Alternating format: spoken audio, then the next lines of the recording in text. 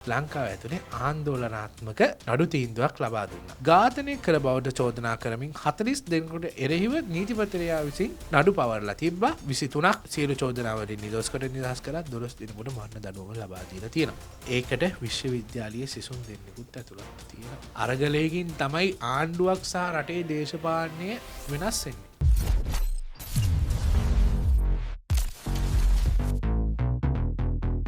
අයිබෝන් කියල පිළිගන්නවා ඔයාල සියලු දෙනාම ජෙන්සි පොඩ්කාස්ට් එකට මාසක විරාමකින් පස්සේ අලුත් මුහුණුවරකින් අලුත් නිවස් ටිකක් එක්ක ඒ වගේම අලුත් ඔපචුනිටිස් ටිකක් එක්ක අද ඔයාලා එකතු වෙලා තියෙන්නේ ජෙන්සි පොඩ්කාස්ට් එකත් එක්ක.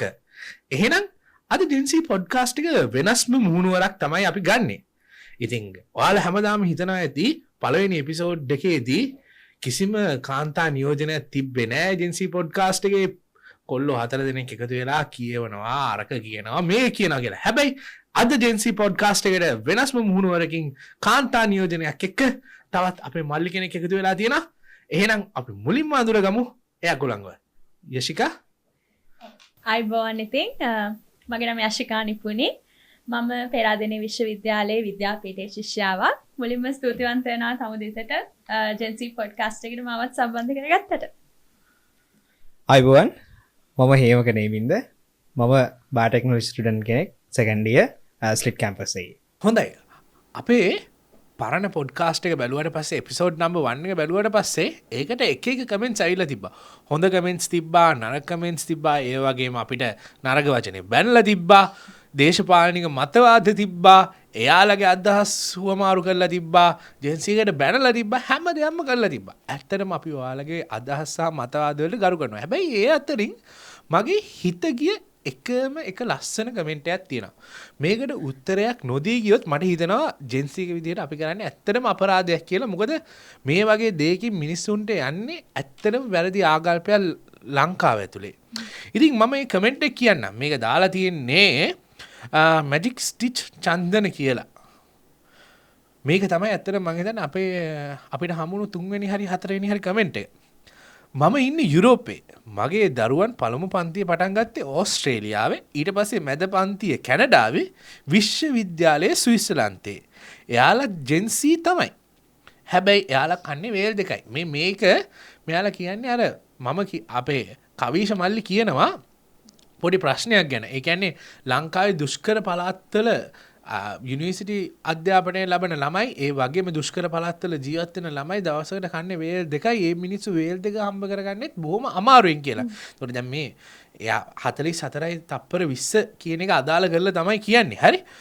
උදේ සහ හවස ඒ අතර කෑමක් නෑ අදට. මේම හැමෝම වගේ එහෙම තමයි. වේල් තුන කන්නේ භෞතික කම්කරු රැකියා කරන අය. ලංකාවේ තමයි වේල් තුනම බත් ගින්න රට. මම නිවාඩු ගියාම මට පුදුමයි උදේට කිරිතේක බොනවා ඊට පස්සේ උදේ කෑම කනවා.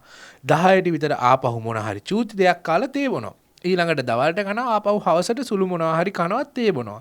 රැට ආපහු කනවා. සීතල රටවල් වල එහෙම දෙයක් කන්නේ නැහැ. මේ ලංකාවේ අයට වේල් දෙකක් කනවා කියන්නේ මාර ප්‍රශ්නයක්. ජෙන්සි උනත් තාම දන්නේ නැහැ වේල් දෙයක් හොඳටම ඇති කියලා. අනික මගේ දරුවන් සමග බැලුවම් මේ කතා කරන විදිය දෙයක් කරන විදිය පවා පන්න පරම්පරාව වගේම තමයි ඔයාලා. වෙනසක් නැහැ. ජෙන්සි කියලා කියාගත්තට ආකල්ප එහෙම්මම තියෙනවා. ඔයාලට වෙලා තියෙන තාක්ෂණය අතර ලැබෙන නිසා තොරතුරු යාවත් කාලින වෙනවා. ඒවා මෙතන කියනවා.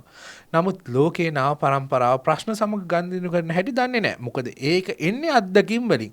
ලංකාවේ ඉඳන් මේ අත්දැකීම ගන්නත් බෑ. ඉතින් තාක්ෂණ නිසා ශනික මොළ පරිවර්තනයක් වීම මිස හැසිරීම් පරණාය වගේම තමයි. තර්ක ඉදිරිපත් කරන විදිහ එහෙම්මම තමයි. මම දශක 3කට වැඩි පිට නිසා ඔහේ ජෙන්සි එකයි මහේ ජෙන්සි එකයි පරම්පරාව එකට නොවන බව ලංකාවට ගියාම තේරෙනවා. මේ වැඩසටහන බැලුවම ඒක තවත් තහවුරු වුණා. හරි. චන්දන මහත්තයෝ කියලා මම පටන් ගන්නම්. ඇත්තටම හරිම ආදරෙන් කියන්න ඕනේ ඔබතුමා ලංකාවේ නිදහස් අධ්‍යාපනය ඉගෙනගෙන පිටරටට ගියේ. ඔබතුමා පෞද්ගලික අංශයක මේ පාසලක ගියා වෙන්නත් පුළුවන්. හැබැයි ලංකාවේ ඇතුලේ එක දවසක් හරි ලංකාවේ ඇතුලේ නිදහස් අධ්‍යාපනයේ නිදහස් සෞඛ්‍ය සේවයෙන් බෙහෙත් ගත්ත පුද්ගලයෙක් වෙන්න පුළුවන්. ඒ පුද්ගලයා ඕස්ට්‍රේලියාව නැත්නම් යුරෝපයේ රටක් සංසන්දනය කරනවා ලංකාවේ දුෂ්කර පළාතකට. යුරෝපයේ රටක එදා වේලේ එක වේලකට ප්‍රෝටීන් කොච්චර ප්‍රමාණයක් තියනවද ස්ටීකයක් වෙන්න පුළුවන් ස්මෑෂ් පොටේටෝ ටිකක් වෙන්න පුළුවන් අපිත් දන්න ඒ වගේ කැම වේලක් කෑවට පස්සේ පැය ගානකට බඩ පිරෙන්න ගන්න හොඳට ඉන්න පුළුවන් කියලා හැබැයි එතනින් එහාට ගියාම ලංකාවේ දුෂ්කර පළාතක ළමයෙක් අද කන්නේ මොනවද මේ කවුද හේමික මල්ලි කියන්නකෝ බලන්න මොනවද ලංකාවේ දුෂ්කර පළාතක මිනිස්සෙක් අද කන්නේ අපිට හිතන්න පුළුවන් මේ කන දේ කොච්චරක් කාබෝහයිඩ්‍රේට් තියෙනවද ප්‍රෝටීන් තියෙනවද උපරිම ඕනනම් බත් ටික හොයාගන්නෙත් බොහොම අමාරුයි ඒගොල්ලෝ කොළ ಜಾති කියන්නේ මේක කොළ ಜಾති කන්න එපා කියන එක නෙමෙයි මෙතනින් අපි අදහස් කරන්නේ එයාට හරියන ප්‍රමාණය හැබැයි ලැබෙන්නේ නැති එකයි අපි එතන අදහස් කරේ එතන දැන් තව දෙයක් එකතු කරනවා දැන් එයා කියලා තියෙනනේ પરම්පරාව තාම ඉස්සරහට ඇවිල්ලා නැහැ එයාලා තාම පරණ අදහස් දරන්නේ මේ ජෙන්සි එක කියලා අපි එකක් ඉස්සලා පරම්පරාව එහෙම කරගෙන ආපු නිසා තමයි අපි මේ විදිහට ඉස්සරහට ආවේ. ඒක අපි ඒගොල්ලොන් ඉගෙන ගත්ත දෙයක්. අපි යන්නේ ඉගෙන ගත්ත දෙයට ගරු කිරීමක් තියෙන්න ඕනේ. හැබැයි ආය කියනවා නම් මේ පරම්පරාව මේ විදිහට යාවත් කාලින වෙලා නැහැ කියලා අන්න එතන යාට වැරදුනා. අනිවාර්යයෙන්ම මොකද හේතුව ලංකාව කියන්නේ තාමත් අපි එදත් කිව්ව සංවර්ධනය වෙමින් පවතින රටක්. එතකොට අපේ ඉන්න මේ තරුණ පරම්පරාව යම් දෙයක් කරන්න උත්සාහ දරනවා. ඒකොල්ලෝ මොනාහරි අදහසක් මතවාදයක් ඉදිරියට අරගෙන එන්න හේතුව. එතෙන්ට අපි උදාහරණයක් දෙමු අයියේ. අයියා මේ දිට්වා සුලිගුණාටුවත් එක්ක ලංකාව ඇතුළේ වෙච්ච විපර්යාසයත් එක්ක අයියා ඒකේ වැඩ කරා. එතකොට දවස් දෙකක් ඇතුළත අයියා කිව්වා අපි මීට කලින් හම්බෙලා කතා කරද්දී අයියාගේ අදහස් උමරා වෙද්දි කිව්වා දවස් දෙකක් ඇතුළත සොෆ්ට්වෙයාර් එකක් බිල්ඩ් අප් කරලා වේග ෆ්ලඩ් OG එක හැදුවා කියලා. එතකොට ඒ දෙයක් කරන්න තරම් ලංකාවේ ජෙන්සි එක ගොඩක් ඉස්සරහට ඇවිල්ලා තියෙනවා. මොකද එක මිනිස්සෙක්ගේ තිබ්බු ඒ එක අයිඩියා එකක් නිසා මුළු ලංකාව ඇතුළෙම මුළු ෆ්ලඩ් ඕගනයිසේෂන් එකම බලගන්නවා. මම හිතන්නේ මේ යශිකාට ඒක පිළිබඳව හොඳ අත්දැකීමක් ඇති. ඔව් අනිවාර්යෙන්ම. මොකද මමත් ඔය ඩිට්‍රා සුලිකුණාටු කාලෙදී ස්වේච්ඡාවෙන් උදව් කරන්න අපේ තරුණ පරම්පරාවට කතා කරනකොට ඒ වැඩසටහන් වලට එකතු වුණා. එතකොට ආපදා කළමනාකරණ මධ්‍යස්ථානයේදී තමයි මාත් සහභාගී වෙලා ඒ වැඩවලට උදව් කරේ. එතකොට දැන් අපිටත් තේරුණ දෙයක් තමයි දැන් අපිට කලින් පරම්පරාවක් ඉන්නවා. හැබැයි ඒ අවස්ථාවේදී ඒගොල්ලෝ කොයිතරම් අසරණ වුණාද විශේෂයෙන්ම මේ තාක්ෂණය කියන දේ භාවිතා කරගන්න බැරුව ඒ යෙදුම් හරියට භාවිතා කරගන්න බැරුව හදිස්සියෙම ඇති වුණේ ආපදා තත්ත්වය මත ඒගොල්ලෝ අසරණ විදිහ අපි දැක්කා. අනිවාර්යයෙන්ම මේ වෙලාවේ මතක් කරන්න ඕනේ රංග දයාශ්වර මේක ඉනිෂියේට් කරපු මේන් ඩෙවලොපර් පැය 24ක් ඇදුවොත් more than 1000 ඩෙවලොපර්ස්ලා එකතු වෙලා පැය 48කට ලංකාව ඇතුලේ මේන්ම සිස්ටම් එක රෙස්කියු සිස්ටම් එක හදලා ඒක පබ්ලිෂ් කරලා ඒ වලින් වෙන APIs උත් දීලා ලංකාවේ සම්පූර්ණ තාක්ෂණික බැලගැන්වීමක් කරන්න මේ ජෙන්සි එකට හැකි වුණා. ජෙන්සි එක විතරක් නෙමෙයි අපි මතක් කරන්න ඕනේ අපිට වැඩිහිටි අනුශාසන අවවාදත් එතනදී ලැබුණා. නමුත් මේන්ලි මේකේ වැඩිම මං හිතන්නේ බරක් ඇද්දේ ජෙන්සිස්ලා. මොකද ඒ තාක්ෂණික දැනුමත් එක්ක ඒ කියන දේම තේරෙනවා ජෙන්සි එක කියන්නේ මේ අර නිකන් කල් පැනපු තාම අර පරණ අදහස් දරන එහෙම කට්ටියක් නෙමෙයි. ඒක ගන්න ඕන තැන් තියෙනවා. ඒ කියන්නේ අපිට එහෙම පරණ අදහස් වලට ගරු කරලා ඒ අදහස්ම ගෙනියන්න ඕන තැනුත් තියෙනවා. හැබැයි ඒ කියලා ඒක ඒ විදිහට ඉස්සරහට දාලා මුළු ජෙන්සි එකටම පරණ අදහස් තියෙනවා කියලා ගහන එක හරි වැරදි. හරියටම හරි. මොකද හේතුව දැන් මේ අපේ චන්දන මහත්තයා කියන විදිහට ලංකාවේ ජෙන්සි එකයි යුරෝපයේ ජෙන්සි එකයි සෑහෙන වෙනස්. ඔව්. මොකද ඒකට හේතුව තමයි ලංකාවේ ඇතුලේ අපි තාමත් තාක්ෂණයට එක්ස්පෝස් වෙන ගමන් ඉන්නේ. ඒකොලන්ගේ ළමයි ටික සුද්දගේ රටට ගිහිල්ලා ඉගෙන ගත්තා කියලා. මොකද ලංකාවේ පයවත් ගහලා නැති ළමයෙකුට අපිට කියන්න බෑ ලංකාවේ ළමයෙක්ගේ කවදාවත් සංසන්දනය කරන්න බෑ. මෙහි ළමයා තුන් වේලෙන් බත් කරනකොට ඒ ළමයා එහි කන්න පුළුවන් මොනවද ස්ටීක් කියලා මේවා. හැබැයි ඒ ළමයා ලංකාවේ තියෙන සංස්කෘතිය ගැන ප්‍රෞಢත්වය ගැන කිසිම දෙයක් දන්නේ නැහැ. හැබැයි අපි මෙතනදී කියන්නේ අපි 2500ක ප්‍රෞද්ධ ඉතිහාසය විතරක් මෙතන මේ කතා කරනවා කියලා නෑ. ඊට වඩා එහාට ගිය ලංකාවේ ඇතුලේ ජෙන්සි පරපුර අද ඉස්සරහට එන්න හදනවා. තරුණ පරම්පරාව ඉස්සරහට එන්න හදනවා. එතකොට ඒක යුරෝපයත් එක්ක සංසන්ධනය කිරීම නෙමෙයි අපි කරන්න ඕනේ. ඒ පරපුරිනුත් ගන්න දෙයක් තියෙනවා නම් ඒ පරපුරින් ඒ දේ අරගෙන ඉදිරියට යන එක. අනේ මහත්තයෝ පුළුවන් නම් ඔයාගේ ළමයිටත් ලංකාව ගැන පොඩි දෙයක් හරි කියලා දෙන්න. එතකොට ඔබතුමාගේ ඔය අදහස පොඩ්ඩක් වෙනස් වෙන්න පුළුවන්. සති දෙකකට හරි ලංකාවට ඇවිල්ලා චුට්ටක් ඉඳලා යන්න. පොඩ්ඩක් ලංකාව ඇතුළේ විඳින්න. එතකොට වාට ගොඩක් දේවල් දැනගන්න පුළුවන්. සීතල රටවල් වල ඉඳලා ඔබතුමාට මෙහෙට ආවම තේරෙයි සුද්දෝ මෙහෙට ඇවිල්ලා ලෝකේ තියෙන ට්‍රැවල් කරන්න හොඳම ඩෙස්ටිනේෂන් 10න් එකක් වෙන්න ආසියාවේ හොඳම ට්‍රැවල් ඩෙස්ටිනේෂන් එක ලංකාව වෙන්න ලංකාව ඇතුලේ අනිවාර්යයෙන්ම අපි නොදන්න ලොකු නිධානයක් තියෙනවා. ඒ තමයි මේ ලංකාවේ පාරිසරික සුන්දරත්වය සහ ලංකාවේ මිනිස්සුන්ගේ තියෙන ඒ ආගන්තුක සත්කාරය සහ හිනාව. ඔව් අනිවාර්යයෙන්. ඒගොල්ලන්ගේ ඒ ෆොරේන කෙනෙක් ලංකාවට ආවට පස්සේ අපි කොහෙ දැක්කත් එයාට මොකක් හරි උදව්වක් වුණොත් අපි අනිවාර්යෙන්ම ගිහිල්ලා උදව් කරනවා. අනිවාර්යයෙන්ම. ඊළඟට ඒගොල්ලොන්ට පාරක් අහගන්න එහෙම නැත්තම් මුළු පරිසරය ගැන මොකද්ද මේකේ වෙන්නේ කියන එක දැනගන්න අපේ මිනිස්සු හරියට එයාලට උදව් කරනවා. එතකොට එහෙම කරන රටක් එහෙම කරන ජාතියක් එක්ක මේ අපි ඉස්සරහට යද්දී ඔය වගේ කමෙන්ට් එකකින් අපිට ගොඩක් දේවල් තව ප්‍රතිඵලයක් දෙන්න පුළුවන්. ඇත්තටම සතුටු වෙන ඔය වගේ කමෙන්ට් එකක් අපිට වැටිච්ච එක ගැන. මොකද එහෙම නොවැටුණා නම් අපි අද මේ දික කතා නොකර ඉන්නත් තිබ්බා. අනිවාර්යයෙන්ම ඒ වගේම ඔබතුමා ලස්සනට සිංහල භාෂාව හසුරවලා තිබ්බා. ඒතකොට එතනින් පේනවා ඔබතුමා සිංහල භාෂාවත් සමග කොච්චර ලැබිද කියලා. ඉතින් ඔබතුමා තව ඉස්සරහට මේ ජෙන්සි පොඩ්කාස්ට් එක බලන්න. ඒ වගේම ඔබතුමාගේ අදහස් අපිට සෑහෙන්න වටිනවා. අනිවාර්යයෙන්. ඊට පස්සේ ඒ අතර කමෙන්ට් අතර අපිට ගොඩක් හොඳ කියලා තිබ්බා. මේක ඉස්සරහට යන හොඳ තැනක් කරගන්න කිව්වා. රටේ ජනාධිපතිය ඇවිල්ලා මෙතන ඉඳගන්න තැනට ඔයාලට වැඩ කරන්න පුළුවන් කියලා කමෙන්ට්ස් තිබ්බා. ඉතින් අපි හැමෝටම බොහොමත්ම ස්තුතියි කමෙන්ට්ස් වලට. මොකද අපි මේ කමෙන්ට්ස් කියවලා අපේ වැරදි ටික හදා ගන්නවා. ඊළඟ පොඩ්කාස්ට් එකකට අපි මොකද්ද මාතෘකාව කරගන්නේ. අන්න ඒ වගේ ගොඩක් දේවල් ඔයාලත් එක්ක අපි කතා බහ කරගන්නවා. අනිවාර්යයෙන්ම. ඉතින් අපි ඊළඟ සෙග්මන්ට් එකට මූව් වෙන්න කලින් පොඩි දෙයක් කියන්න ඕනේ. අපි වැඩසටහන පටන් ගන්න මුලදීම අපේ ක්වොලිෆිකේෂන්ස් මොනවාද කියලා කිව්වා. ඉතින් කාට හරි මොන හරි ක්වොලිෆිකේෂන් ගැන ප්‍රශ්නයක් තියෙනවා නම් වැඩසටහන පටන් ගන්න මුල කෑල්ල බලලා කමෙන්ට් එක දාන්න. මොකද ගිය සැරේ කීප දෙනෙක්ම අහලා තිබ්බා ඔයාලා මේ ගැන කතා කරන ඔයාලගේ තියෙන ක්වොලිෆිකේෂන්ස් මොනවාද අරගද මේකද කියලා. ඉතින් වැඩසටහන පටන් ගන්න කලින්ම අපි අපේ ක්වොලිෆිකේෂන්ස් මොනවාද අපි මෙහෙම කතා කරන්නේ ඇයි අපි මෙහෙම ඉදිරියට ඇවිල්ලා තියන්නේ ඇයි කියලා ෆස්ට් එපිසෝඩ් එකෙත් කිව්වා. ඒ වගේම මේ එපිසෝඩ් එකෙත් කිව්වා. හොඳයි එහෙනම් අපි යන් අද කතාවට. මොකක්ද අපේ අද කතාව? මේ දවස්වල මොකද වෙන්නේ ලංකාව ඇතුලේ? ලංකාවේ නෙවෙයි ලෝකෙ ඇතුලේම. ඉෂිකක්කට කියන්න පටන් ගමු. මොකද අද කාන්තා පාර්ශවයේ ඉන්නෙත් මේ පැත්තේනේ. ඔව්. ඔයාම පටන් ගන්න දාද මාතෘකාව මොකක්ද කියලා. අපි මැච් එකෙන් පටන් ගන්නවද? ඔව් අපි මැච් එකෙන් පටන් මැච් එකක් වුණත් අපිට ඒක ස්පෙෂලි ස්පෙෂලි ගන්න පුළුවන් ඉන්දියන් පාකිස්තාන් මැච් එක.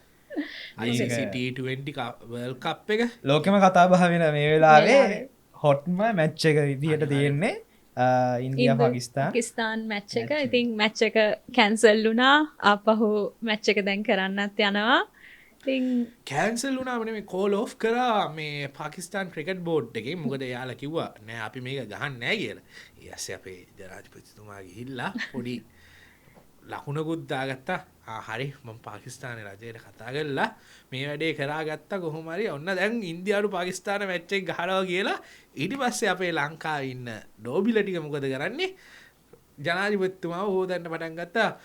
කලාපේම ඉන්න ලොකුම නායකයා සහ හොඳම නායකයා කියලා. හරි අපි පොඩ්ඩක් කතා කරමු T20 World Cup එක ගැන. අපි ලංකාවෙන් පටන් ගමු. ඊට පස්සේ ඉන්දියානු පාකිස්තානු මැච් එකට යමු. අපි ඒ දේවල් ටික පොඩ්ඩක් කතා කරමු. මං හිතන්නේ අපේ මල්ලිට ඇති සෑහෙන අදහස් ඒ පිළිබඳව ප්‍රකාශ කරන්න. T20 මැච් එක ගැන ඉතින් අපි හැමෝම ක්‍රිකට් වලට ආදරේ. අපි මන් දන්න කාලේ ඉඳලා මාත් මැච් බලනවා හරි ආසයි. සංගක්කාර බැට් කරනවා බලන්න, මුරලි බෝල් කරනවා බලන්න. කියන්නේ ඒ දවස්වල ඉඳලම ඒගොල්ලෝ සෙල්ලම් කරනවා හරි බලන්න ආසයි. මහේර ජයවර්ධන නම් කියන්න ගියොත් නම් කිව්ව හැකි කොනක ඉඳලා. ඉතින් එයාලවත් මතක් කන්න ගමන් ඒගොල්ල තමා මේක පදරම දැම්මේ මේ ලංකාවේ ක්‍රිකට් දැන් එන්න ඕන තැනට ඇවිල්ලද කියන එක ප්‍රශ්නාර්ථයක්. අවුරුදු ගානක් තිස්සේ ප්‍රැක්ටිස් කරලා මං හිතන්නේ අයියේ ඒගොල්ලන්ට මෙහි ලංකාවේ කිසිම අඩුවක් නැහැ. ප්‍රැක්ටිස් කරන්න පිචර්ස් තියෙනවා, ප්‍රැක්ටිස් කරන්න සෙෂන්ස් තියෙනවා, ලෝකෙ ඉන්න හොඳම කෝචස්ලා ඉන්නවා. එතකොට එයාලට කිසිම අර මොකක් දෙකට යන්නේ නිදහසට කරුණක් දෙන්න බෑ මැච්චම් පැරදුනම අපි පැරදුනේ මේක තව ලකුණු 20ක් තිබ්බන අද පොඩ්ඩක් පිච් එක පොඩ්ඩක් වෙනස් වුණා එකෙන් අපිට මේක වාසියක් වුණේ එහෙම කියන්න තරම් එයාලට නිදහසට කරුණක් දෙන්න බෑ මොකද පසුගිය කාලේ ටික බැලුවම එයාලා මැච් එක සෙල්ලම් කරපු විදිහ මැද පෙළ දිගට මේ හරි හමන් ෆවුන්ඩේෂන් එක වැටිච්ච නැති එක ඕපනින් පෙයාර් එක ගහනවා මැද කවුරුත් ගහන්න නැහැ ආයෙ එන්ඩ් එකේ අසරණ වෙනවා අන්න ඒවත් එක්ක බැලුවම අපේ ශ්‍රී ලංකන් ක්‍රිකට් වල හිතන්නට ගොඩක් තැන් තියෙනවා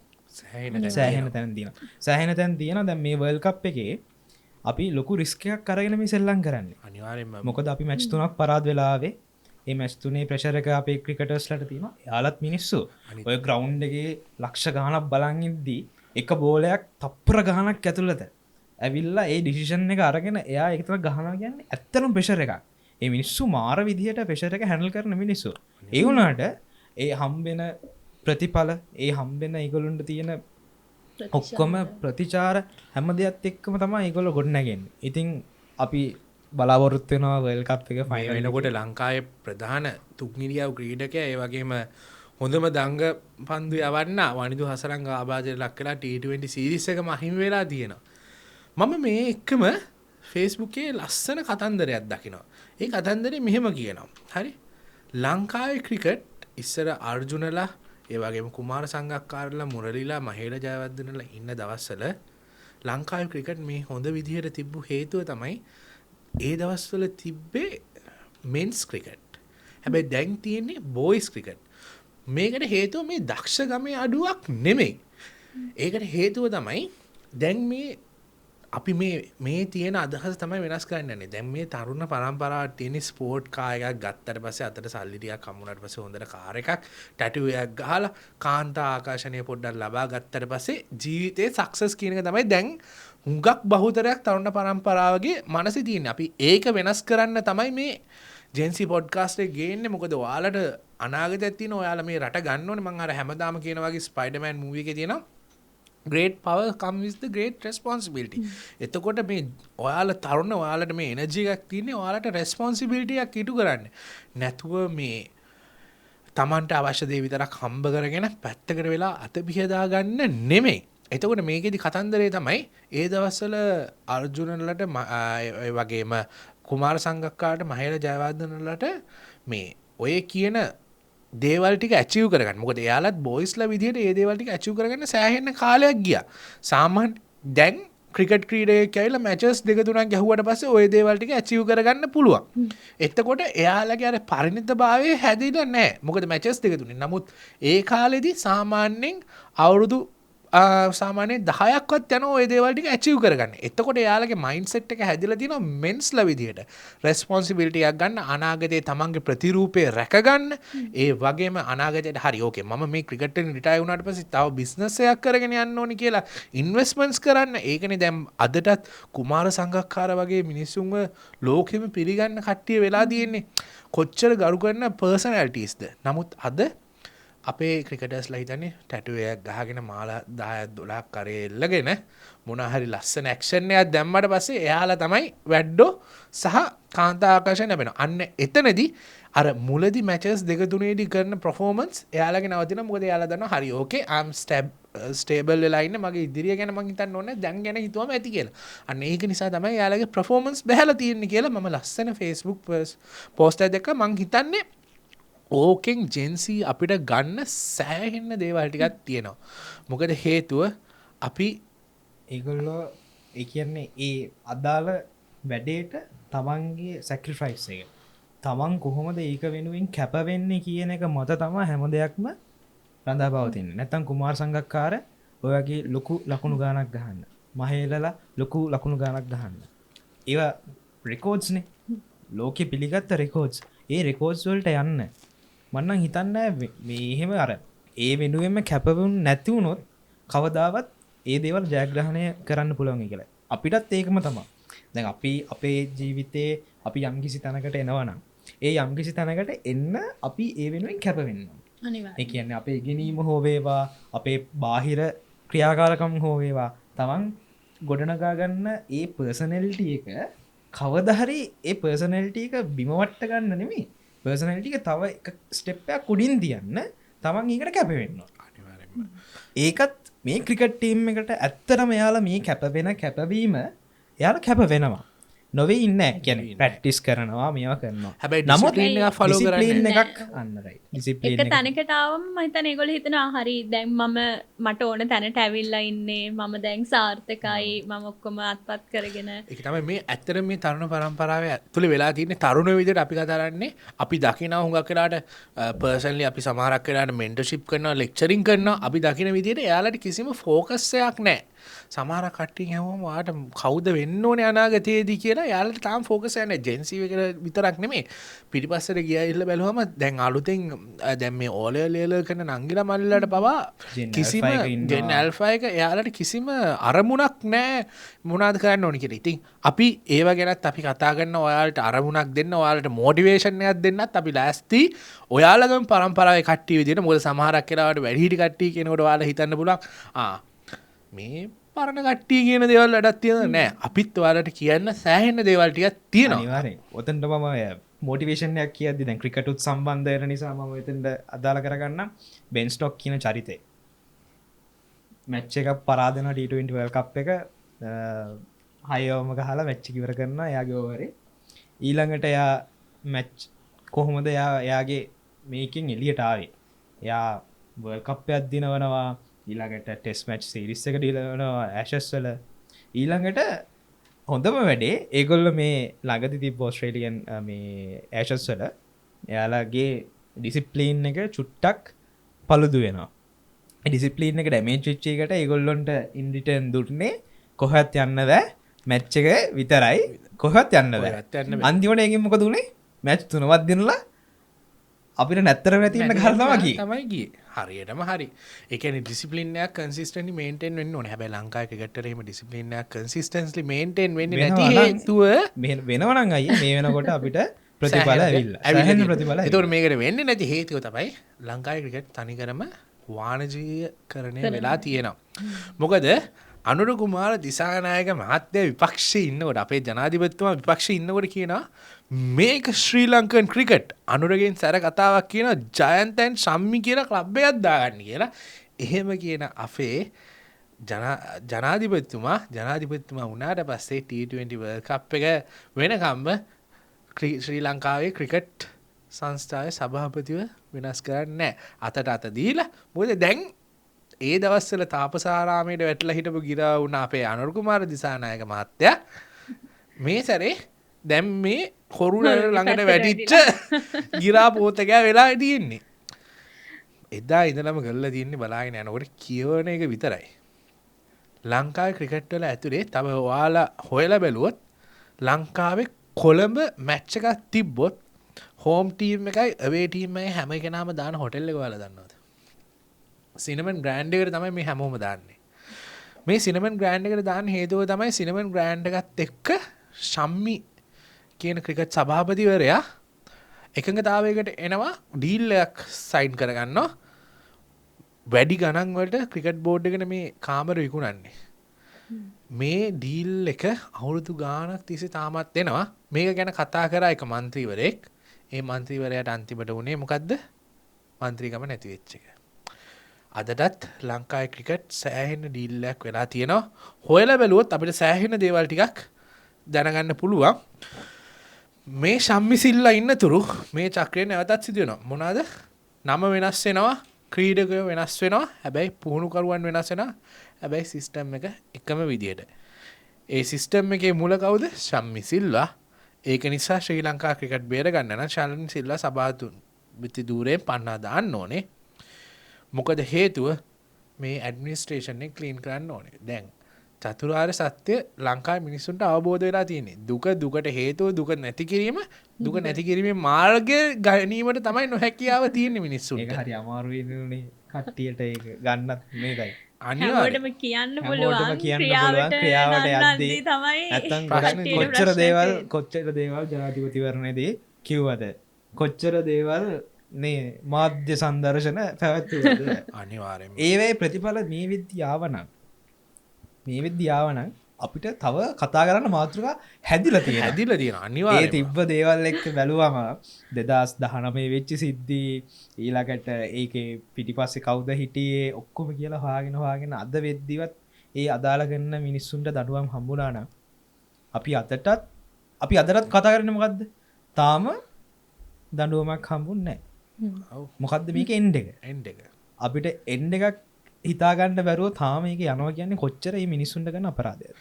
ලංකාවේ T20 කැප්ටන් වාර්තාවක් තියලා තිනවා වැඩිම ඩක්අවුට් වෙච්ච ක්‍රිකට් විදිහට. ඉතින් ඒ වගේ ක්‍රිකට් ටීම් එකක් අපිට තියෙන. හැබැයි අපේ ලංකාවේ මිලියන 2ක හදගැස්මක් තාමත් තියෙනවා. හරි. වර්ල්ඩ් කප් එක කොහොම හරි ගනි මුන් ටික ගේමක් ගහයි කියන ඉතින් එක. අපිත් දැන් අපි මැච් එක එංගලන්තේ මැච් එක පරාද වෙලත් අප මිනිස්සු නොගී හිටියද? කියන්නේ වර්ල්ඩ් කප් එක බලන්න අනිවාර්යෙන් පළවෙනි මැච් එක බලන්න මුළු ස්ටේඩියම් එක පිරෙන්න හිටියනේ. හිටියා. ඇයි ඒ ඉන්නේ? ඒ අපේ තාමත් මිනිස් පොඩි තාමත් බලාපොරොත්තු. මිනිස්සු ඒ කැමති ආදරේ, ඒ ඒ ආදරේ. ගෞරවය ඒ තාමත් ගෞරවය. තියෙනවා. අදටත් මැච් එකක් කිව්වම ඉතින් අනිවාර්යෙන් ටීවී එක දාපු ගමන් අපි මැච් එක බලනවානේ. ෆෝන් එකෙන් ෆෝන් බස් එකෙන්. එකේ එනකොට මැච් එක දවස්වලට බස් එකේ මිනිස්සු 50ක් ගියොත් 50න් 30ක්වත් අඩුම මැච් එක බලනවා නැත්නම් Google එකෙන් සැරෙන් සැරේ ගිහිල්ලා බලනවා. අනික අපේ මිනිස්සු කවදාවත් මැච් පරදිනවට ගැන එක දිගට පැරදුනාම දුකයි. අපේ මිනිස්සු කවදාවත් මැච් පැරදුනාට බයින්නේ නෑ. සඩ්ඩක්කාරලගේ කාලෙත් ඩිල්ෂාන්ලා සෙල්ලං කරන කාලෙත් මැච් පැරදුනානේ. මැච් හැමෝම දින්නේ නෑනේ. කියන්නේ සීරීස් 5ක් ගත්තොත් පහම එක දිගට දිනගෙන දිනාගෙන ඇවිල්ලා තියෙන එක මැච් එකක්වත් පරාද වෙන්නේ නැහැ. එහෙම වෙලා තියෙනවද? ඒක කන්ඩිෂන්ස් එක්ක බැටිං ඕඩර්ස් ඒගොල්ලොන්ගේ තියෙන ඒ දේවල් එක්ක අන්තිම මොහොතේ මැච් වෙනස් වෙන්න පුළුවන්. සුපර් ඕවර් එකකින් මැච් එක වෙනස් වෙන්න කිසිම පුළුවන්. මැච් එකක් කන්සිස්ටන්ස් නෑ. හැබැයි දිනන්න effort try එක- එකක් දෙන්න ඕනේ. effort එක ඒ කියන්නේ තියෙනවා. අඩුම තරමේ දැන් ඒකටත් හොඳ උදාහරණ T20 World Cup එකෙන් ගන්න. ඉංග්ලන්ඩ් නේපාල් මැච් එක. නේපාල්. ඉංග්ලන්ඩ් නේපාල් මැච් එක. එයාලා අන්තිම වෙනකන් කොහොමද ඒගොල්ලෝ අල්ලගෙන හිටියේ? අයාලා එහෙනම් මාරම effort මේ එකක්. එෆර්ට් එක. ඒ කියන්නේ මේ නේපාල් කියන රට කවදාවත් අපි වගේ ලොකු රටක් එක්ක ඒ කියන්නේ අපි තරම්වත් එක්ස්පීරියන්ස් තියෙන රටක්ද? නෑ. එංගලන්තෙත් එක්ක කතා කරන්නේ. ඒ කියන්නේ අපේ ක්‍රිකට් කට්ටිය සතියකට කලින් ඇවරුණු බෝලර්ස්ලට නේපාලේ කට්ටිය කොහොමද ප්‍රතිචාර දැක්කුවේ? දැක්කුවේ. දැන් ඒකෙන්ම පේනවා අයියේ දැන් අපේ ලංකාවේ ක්‍රිකට් කියන එක තාමත් හදන්න පුළුවන්. හදනවා නම් සිස්ටම් චේන්ජ් System වෙන්න ඕනේ. change. අනිවාර්යයෙන්ම. ක්‍රිකටර්ස් ලගේ ඒ කියන්නේ ස්පෝර්ට්ස්මන්ස් ලගේ ඩෙඩිකේෂන් එක එන්න ඕනේ. එයාලගේ මයින්ඩ් එක වෙනස් වෙන්න ඕනේ. නෑ අපි කොහොම හරි මේක දිනනවා. කන්සිස්ටන්සි එක හැදෙන්න ඕනේ. ඒ කියන්නේ ඊළඟ එක මැච් එකක් ගහලා ඊළඟ මැච් එක ෆේල් වෙලා ඊළඟ මැච් එක ගහන එක ප්‍රශ්නයක් නෑ. ප්‍රශ්නයක් නෑ. ඊළඟ ෆස්ට් මැච් එක හොඳ සෙල්ලම් කරලා ඊළඟ මැච් 4-5ක් විතර ෆේල් වෙනවා නම් අන්න එතන අන්න චුටි ප්‍රශ්නයක් තියෙනවා. තියෙනවා අනිවාර්යයෙන්ම. අපි මෙතනින් අපි යන් ඊළඟට ලෝකේ ක්‍රිකට් වලට නේද? ලොක් ක්‍රිකට් 15 වෙනිදා. ඒ කියන්නේ තව දවස් 3කින් එනවා පාකිස්තානු ඉන්දියානු මැච් එක. මේ මැච් එක ලෝකෙම කතා වෙන ආందోලනාත්මක මැච් එකක්. මේ මැච් එක පැවැත්වුවේ නැත්තම් ඩොලර් බිලියන 175ක මුදල් ප්‍රමාණයක් ICC එකට අහිමි වෙනවා. ඩොලර් මිලියන 175ක්. අපි ඔක තේරෙන විදිහට කිව්වොත් කොහොමද? ඒ කියන්නේ නිලුම් කුණු 3ක් හදන මුදලක්. ලංකාවේ මිනිස්සුන්ට නිලුම් කුණු 3ක් හදන මුදලක් ICC එකට අහිමි වෙනවා. මේ අහිමි වෙන්න හේතුව ස්පොන්සර්ස්ලා බ්‍රෝඩ්කාස්ටිං කරන මොකද හේතුව ලෝකේ ක්‍රිකට් ගත්තට පස්සේ වැඩිම ප්‍රේක්ෂක සංඛ්‍යාවක් ඉන්නේ ඉන්දියාවේ සහ පාකිස්තානයේ. සහ වැඩිම ප්‍රේක්ෂක සංඛ්‍යාවක් වැඩිම ස්පොන්සර්ෂිප් වැඩිම බ්‍රෝඩ්කාස්ටිං ස්පොන්සර්ෂිප් මේ හැම එකක්ම එන්නේ ඉන්දියානු සහ පාකිස්තානයේ මැච් එකට. ඒ වගේම ලංකාවට ඩොලර් මිලියන 250කට වැඩි ප්‍රමාණයක් අහිමි වෙන්න අවස්ථාවක් තියෙනවා ලංකා ක්‍රිකට් බෝඩ් එකට. ඉතින් මේ අතරේ ඉන්දියාවේ පාකිස්තානයේ ක්‍රිකට් බෝඩ්ස් දෙකයි ICC එකයි සෑහෙන සාකච්ඡා ටිකක් ගියා. ඒ සාකච්ඡාවේ ප්‍රතිඵලයක් විදිහට කන්ඩිෂන්ස් වගේක් එක්ක conditions යාලා වගේක් එක්ක එළඹෙන 15 වෙනිදා මේ ක්‍රිකට් මැච් එක කරන්න එයාලා එකඟතාවයකට ආවා. ඒ කන්ඩිෂන් අතරේ බංගලිදේශෙත් නම තියෙනවා. අපි ඒක බංග්ලාදේශ- චුට්ටක් ඔව්, මතක් කරමු. අනිවාර්යයෙන්ම. මොකද හේතුව පාකිස්තානේ මේක වර්ජනය කරන්නේ තියෙන පොලිටිකල් ප්‍රශ්නත් එක්කම බංගලාදේශයේ හෙන ගේමක් ඉන්නන ICCකින් ඔයාලා ලංකාවේ අපිට දාලා දෙන්න අපි මැචස් ටික නැත්තම් අපි ගහන්නේ නැහැ කියලා. එහෙම කොහොමරි බංගලාදේශයේ ICC T20 World Cup එකෙන් ඉවත් වෙනවා. බංගලාදේශ නමත් උතන්ට අනිවාර්යයෙන්ම ගෑවෙනවා. මොකද බංගලාදේශය සහ පාකිස්තානය කියන්නේ පසමිතුරු හවුලක්. ඒ පසමිතුරන්ගේ තිබෙනා වූ මිත්‍රකම නිසා ICC එකට සිද්ධ වෙනවා. හරි ඕකේ. බංගලාදේශයේ ICC World Cup එකට සහභාගී නොවීම හේතු කොටගෙන එයාලට පෙනල්ටි චාර්ජයක් ගහන්නේ. ඒ වගේම බංගලාදේශයට 2030 වෙන්න කලින් ICC ඉවෙන්ට් World Cup නෙමෙයි ICC ඉවෙන්ට් එකක් හොස්ට් කරන්න ලබා දෙනවා. ඒකෙන් එන ආදායම ලබා දෙනවා. මෙන්න මේ වගේ දේවල් කීපයක් එකඟතාවයකට පත් වෙනවා. මේ අතරේ අපේ ජනාධිපතිතුමත් පොඩි ලකුණු කීපයක් දාගන්නවා. ජනාධිපතිතුමා පාකිස්තාන ආගමැතිවරයාට කතා කරලා කියනවා මෙහෙමයි අපේ රටවල් දෙක අතර තිබෙන මිතුරු සම්බන්ධතාවය සහ පරණ ක්‍රිකට් ඉතිහාසය ගැන සලකා බලමින් මැච් එක අපි කරමු. අනේ දෙයනේ කරමු කියලා අපේ ජනාධිපතිතුමා කියලා තියෙනවා. ඒ අතරේ අපේ මිනිස්සු ටික දානවා ආසියාවේ ඉන්න බලවත්ම පාලකයා. දැන් මේක නිකන් අපේ ජනාධිපතිතුමා විතරක් කෝල් කරලා කරපු වැඩක් වගේ. ICC එකෙන් මෙලෝ දෙයක් කරලා නැහැ. ඉන්දියාව ක්‍රිකට් කවුන්සිල් එකෙන් මෙලෝ දෙයක් කරලා නැහැ. BCC එකෙන් මෙලෝ දෙයක් කරලා නැහැ. ජනාධිපතිතුමා කෝල් එකක් දුන්නා. හරි අපි මැච් එක ගහන්නම් කියලා වැඩේට එකඟතාවයට පත්තුණු දෙයක් තමයි අපේ ජනාධිපතිතුමා ගැන තියෙන්නේ. අයියෝ දෙයියනේ. අර ප්‍රස්තාව පෙරලකුත් තියෙන කල දුටු කල වල ඉහ ගන්න. වල ඉහ ගන්නවා වගේ සිද්ධියක් තියෙනවා. ඒ එක්කම මම දැන් මේ ස්ක්‍රීන් එකේ පෙන්නන විදිහට ලංකාව 14 වෙනි ප්ලේසස් 14ක් උඩට ඇවිල්ලා කරප්ෂන් ඉන්ඩෙක්ස් එකෙන්. හැබැයි මේක ඇත්තටම හොඳ දෙයක්. මේක ඉදිරියටත් මේ විදිහටම කරප්ෂන් ඉන්ඩස්ට්‍රි එකෙන් උඩටම එන්න ඕනේ. 14ක් කියන්නේ පොඩි ප්‍රමාණයක් නෙමේ. රෑන්ක් එක 107ට උඩට ඇවිල්ලා තියෙනවා. ඒ කියන්නේ ස්කෝර් එක 35කින් අප් වෙලා තියෙනවා ලංකාව 182 ඉඳලා. නෑ සෝරි. 17ක් තමයි උඩට ඇවිල්ලා සෝරි 14ක් තමයි උඩට ඇවිල්ලා තියෙන්නේ. එතකොට කරප්ෂන් ඉන්ඩෙක්ස් එකෙන් ඒක අපි චුට්ටක් පැහැදිලි කරමු අයියා. කරප්ෂන් ඉන්ඩෙක්ස් කිව්වම අපි ගොඩක් කට්ටියට ඒක තේරුමක් නැහැනේ. අපි චුට්ටක් ඒක පැහැදිලි කරමු මොකද්ද මේක වෙන්නේ කියලා. ඒ කියන්නේ දූෂණය පිළිබඳව ඉන්ඩෙක්ස් එක.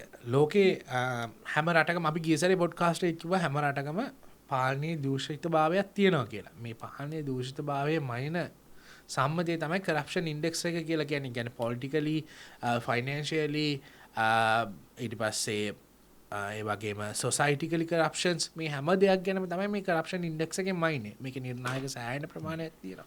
මේ නිර්ණායක හැම දෙයක් ගැනම අපි පැහැදිලි කරන්න ගියොත් මේ පොඩ්කාස්ට් එක අපිට මදි වෙනවා.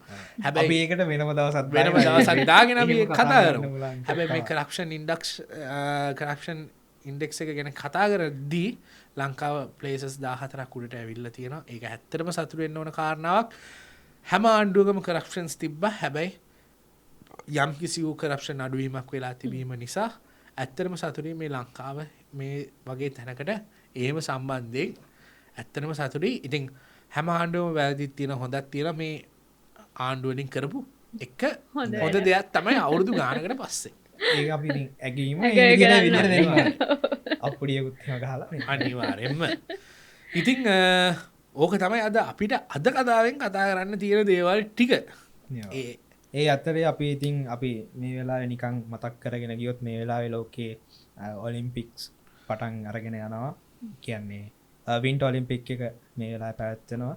ඔයාලට Google search කරලා ඒකේ අදාළ තොරතුරු ලබා ගැනීම හැකියාව තියෙනවා. ඊටාම උණුසුම් විදිහේ මේ වාර්තාගත කියන්නේ තමන්ගේ රෙකෝඩ්ස් තමන්ම කඩන જાතියේ කට්ටියක් බිහිවෙලා තියෙන අවුරුදු 4කට පස්සේ අපි එතනත් අපි අන්තිමට end of the product එකේ ගන්න බැලුවොත් ඒකේ මොකද්ද qualifications ඒ කියන්නේ අපිට අපේ ජීවිතේට ගන්න පුළුවන් ඔලිම්පික් එකේ අවුරුදු 4ක් එක දිගට ලෝකේ number 1 වෙලා ලෝකෙම ඉන්න හොඳම සෙට් එක ඇවිල්ලා තරඟ කරන වෙලාවේ තමන්ගේම රෙකෝඩ් එක කඩලා කියන්නේ world record උත් කඩලා තමන්ගේ ලෝකෙම පළවෙනි වෙනවා කියන එකටත් ඒ කැපවීම උදාහරණයක් විදිහට ඇමරිකාවේ මට නම හරියටම මතක නෑ අයිස් ස්කේටිං වල අවුරුදු 21ක කොල්ලෙක් එයා තමන්ගේම රෙකෝඩ් එක කරලා මේ වෙද්දී රන් පදක්කම දින්නවා ඒ දින්නා ඒකේ බලන්න අවුරුදු 21යි ඒ ගැප් එක ලංකාව අවුරුදු විසික දැම්මිතන අපි අපේ ලංකාවත් එක්කන අපි පිටරටේදවල් කම්පයා කරන්න එතකොට ලංකාවේ කොහොමද ඒ ජයග්‍රහණ ගන්න ස්පෝර්ට්ස් පැත්තෙන් වැඩ පිළිවෙලක් තියෙනද ඒ වැඩ පිළිවෙල කොහොමද කන්සින්සන් අවුරුදු ගානක් කරගෙනෙන්නේ අන්න ඒවවලට අපි දේවල් කතා කරද්දි කොහොමද මේවට ආය අලුතෙන් යෝජනායනවන්න කියන්නේ ක්‍රීඩා මත්‍යංශයෙන් එකතු වෙලා අපි මේ විදිහට අපේ ලංකාව ඇතුළෙත් හදන්න ඕනි කියලා ඉදිට ආවන ගොඩක් හොඳයිනයක් ඔවු අනිවාරෙන්ම එකන්නේ අපි කතා කර ක්‍රිකට් ගැන තොට ක්‍රිකට් විතරක් නෙවෙයි අනිත් ක්‍රීඩා ගොඩක් තියෙනවා ඒ ක්‍රීඩාවලත් අපි ගත්තොත් ගැන පාසල් මට්ටමින් සහභාගි වෙන දේවල් යුනිවර්සිටි මට්ටමින් ඒ වගේ එහෙම ගොඩාක් තරග අංශ තියෙනවා තින් ඒ හැම තැනකට මංහිතන්න මේ කියපු දේවල් අපිට එකතු කරන්න පුළා ඒවගේ මර මේ රෙකෝඩ් බ්‍රේක් එක ගැන කතා කරහම මට මගේ ඔලුවට ආපු දෙයක් තමයි කැන්නේ හැමවෙලේම අපිට තරගෙ තියෙන්න්නෝට අපිත් එක්ක කැනේ අපි අද ඉන්නාට වඩා හොඳ තැනකට යන්න තම අපි ඊළඟ දවස බලන්න මහිතන්න අර ඒ තිංකින් එක තියාගෙන වැඩ කරදි තමයි අපිට ක්‍රීඩා විතරක් නෙවේ අපේ ජීවිතය වුණත් තව ඉස්සරහට යන්න පුළන් නැත්තං මං හිතන්නේ ඔය විදිහට රෙකෝඩ් එකක් අලුත් කරන්න බෑ පිටම අනිවාරෙන් අනිවාරෙන්ම එකන්නේ අර අපි ක්‍රිකට් ගැන කතා කරනවනත් කරා වගේ කන්සිස්ටන්සිය එක ප්‍රක්ටිස් එක මේ හැම දෙයක් එක්කම තමයි මේ දේවල් එන්නේ හරි දැන් ලංකාව ඇතුළි පහුගිය මාස ඇතුළත වෙච්ච කතන්දර සෑහෙන්න ප්‍රමාණයක් තියෙනවා අපි ඒ දේවල් ගැන කතා කරොත් අපි පටන් ගමු නිදහස් උත්සවේ සෑහෙන දේවල්ටිය තියෙන අපිට කතා කරන්න හරිටම සතිකට කල හරියටම සතියකට කලින් නිදහස් උත්සය ගැන කතාරමු අපි මේ නිදහස් උත්සය ගැන කතා කරන්න කලින් අපි පොඩි වීඩියෝ ක්ලිප්ස්ටියක් බලාගෙන බලමු මොකද හේතුව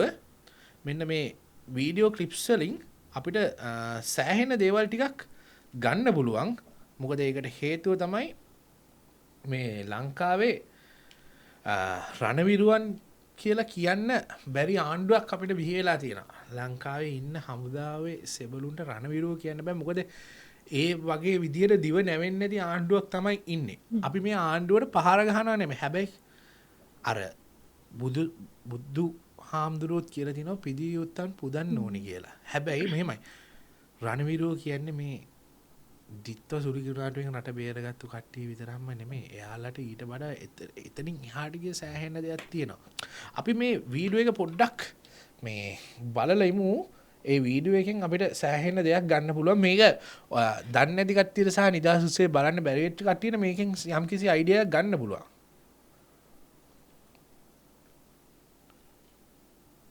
මේකේ 73 වෙනි ජාතික නිදහස් උරුදී වීරෝදාර SF බලකාය ආමන්ත්‍රණය කරන්නේ කොහොමද කියලා ඔයාලට බලා ගන්න පුළුවන්. දිත්තා සුරිකුණාටුවෙන් ඒ වගේම අර බස් රථ අනතුරෙන් කලාවේ බස් අනතුරෙන් කට්ටිය බේරගත්තු කට්ටිය. දැන් මේ SF සෙවලු කියන්නේ ස්වභාවික විපත් වලින් මිනිස්සුන්ව බේරගන්න කට්ටියද. මේගොල්ලෝ යුද්ධ කාලේදී කොතරම් දෙයක් කරලා තියනවද? මෙහෙම ඇත්තම කතන්දරේ මේ වීඩියෝ එක මෙතනින් නවත්තන්නම් ඔයාලට මේ රිසෝසස් හොයාගෙන බලා ගන්න පුළුවන් ඕනම විදිහකට ඔයාලා දකින්න ඇති Facebook එකේ එහෙම තියෙනවා අපි ඉස්කෝලේ යන දවස්වල නිදහස් උත්සවයේ තිබ්බම අපි කොච්චර අභිමානයෙන්ද කතා කරන්නේ සහ දැන් මේගොල්ලෝ කියනවානේ ණයට ගත්තු දේවල් වලින් මේ නිදහස් උත්සවයේ අපේ අපි ආයුධ පෙන්නලා වැඩක් නැහැ අරකයි මේකයි කලන්දර සෑහෙන ප්‍රමාණයක් කියනවා මට තියෙන ප්‍රශ්නේ සහ මම එක්ස්පීරියන්ස් කරපු දේ මං හිතන්නේ ඕගොල්ලොනුත් එක්ස්පීරියන්ස් කරන්න ඇති ලංකාවේ ඇතුලේ ඒ දවස්වල නිදහස් උත්සවයේ තිබ්බට පස්සේ අපි කතා කරනවා මචං අර ආයුධය තිබ්බ මේක තිබ්බ අපි ලෝකෙත් එක්ක ආයුධ සංසන්දනය කරනවා අපිට පොඩි අභිමානයක් එනවා ලංකාවේ අලුතෙන් ඇවිල්ලා තියෙන මොනවාද ආයුධ කියලා අපි දැනගන්නවා අර ඒකේ ඉන්ෆෝමේෂන් එකක් ලංකාවේ මිනිස්සු අතරට යන ළමයි ඒක ගැන එක এডুকেෂනල් පර්පස් එකක් තියෙනවා මේ වගේ සෑහෙන දෙයක් තියෙනවා හැබැයි අද වෙනකොට ඒ දේවල් සෑහෙන නැති වෙලා තියෙනවා ඔයාලගේ මොකද්ද මේක ගැන තියෙන අදහස අපි මුලින්ම ඒශිකක්ගේ පැත්තර ගිහිල්ලම මොකද අපි දෙන්න දැන් දිගටම මෙතන කතා කරා ඒක තමයි කතා ගන්න හම්බුනේම නැහැ ඔව් ඉතින් සමුදිත කිව්වා වගේ ඇත්තටම රණවිරෝ කියලා කියන්නේ අපිට කවදාවත්ම අමතක කරන්න බැරි කට්ටියක් කියන්නේ දැන් අපි දන්න අපි කොච්චර දුක් වින්දාද කියලා ඒ කාලේ මේ සිවිල් වෝ එක තියෙද්දි මොකද මම මතක අපි ඉස්කෝලේ යන කාලේ අර සැනින් සැරේ චෙක් පොයින්ට්ස් තියෙනවා හිටපු ගමන් බෝම්බ පුපුරනවා අපි මානව ප්‍රශ්න ගොඩක හිටියේ සෑහෙන බයෙන් හිටියේ ඉතින් ඒ වගේ යුද්ධ වලින් ඒගොල්ලෝ අපිව බේරලා දුන්නා ඉතින් එහෙම ඒ වගේ අර පිදිය යුත්තන් තමයි රණවිරු ඉතින් එහෙම රණවිරුවන්ට නිකං තැනකදිත් නෙවෙයි මේ අපේ අභිමානය සමරන ජාතික නිදහස් උත්සවයේදී ඔය විදිහට ඇත්තටම ආමන්ත්‍රණය කරන එක මම හිතන එක හරිම වැරදි ඊට වඩා ගෞරවයක් දෙන්න තිබ්බා අනිවාර්යෙන් ඒ ගෞරවය දෙන්න ඕනේ මොකද ඒ ට්‍රේනින් එක දැන් හිතන්න කමාන්ඩෝ වගේ STF වගේ ඒ අර මොකක්දිකට කියන්නේ හාෂ් කන්ඩිෂන්ස් වල තමන්ගේ උපරිම දේ කරලා ඒ දේවල් කොහොමද බේරගන්නේ ඒ කරන කැපවීම දැහිතන්න අපි ගිහිල්ලා ඒගොල්ලන් ට්‍රේනිං එකට කියලා මන්න හිතන්නේ මට කවදාවත් ඒ ට්‍රේනිං හරිට කල්ලිවර ගන්න පුළමේ කියලා ගැන එච්චර කැපවීමක් එච්චර දරාගැනීමේ ශක්තියක් එක්ක ඒගොල්ලෝ ඒ ට්‍රේනිං කරලා මහන්සි වෙලා ඒ තමන්ගේ රට වෙනුවෙන් මේක කරලා අන්තිමට සෙබලා කියන වචනය අහගන්න තරම් ඒගොල්ලයි පහත්තත්වයට දෙන්නේ ලංකාවේ මනුස්සයෙකුට අපි මේ හමරන්නේ නිදහස් දිනේ කියලා හරිම ආඩම්බරෙන් කියන්න බැරි රටක් තමයි දැන් අපිට වෙලා තියෙන්නේ හැබැයි මෙහෙමයි මම කියන ආණ්ඩුවෙන් කරන හොඳ දේවල් තියෙනවා හැබැයි කරන වැරදි දේවල් වලටත් අපේ මේ සමාජයේ ඒ වගේ දේවල් නොවිය යුතුයි අනිවාර්යයෙන් ඒ කියන්නේ රණවිරුව කියන වචනේ කිව්වා කියලා ඒගොල්ලොන්ට මොකක්වත් වෙන්නෙත් නෑනේ ආණ්ඩුවට මොකක්ද වෙන්නේ කියලා අහන්න අනිවාර්යයෙන් මොකක්ද දැන් කිව්වම යාළුවට ඡන්ද අඩු වෙනවා මොකද ජනාධිපතිතුමා තමන් දිවුරුන් දෙනකොට කියන රටේ ස්වෛරීතත්වය රැකීමට එතුමන් බැඳී සිටිනවා කියලා. එතකොට රටේ ස්වෛරීතත්වය කෝ ලංකාවේ මිනිස්සු දෙන ස්වෛරීතත්වය කෝ මේ කිසිම දෙයක් රටේ ජනාධිපතිතුමා රකින්නවද? තමන්ගේ වචනවලින් එක වචනයක් විතරයි. තමන්ගේ වචනවලින් මෙහෙම කතා කරගෙන යද්දී විරෝධාර රණවිරුව. අපි ඒගොල්ලොන්ව ඊටාම ගෞරවයෙන් මතක් කරනවා. ඕක කිව්වා කියලා මොකද්ද වෙන්නේ? අර අනිත් ප්‍රශ්නයක් තියෙනවා. මොකද්ද වෙන්නේ? කාටද හිත අමනාපකම් වෙන්නේ? මිනිස්සු බේරගන්න.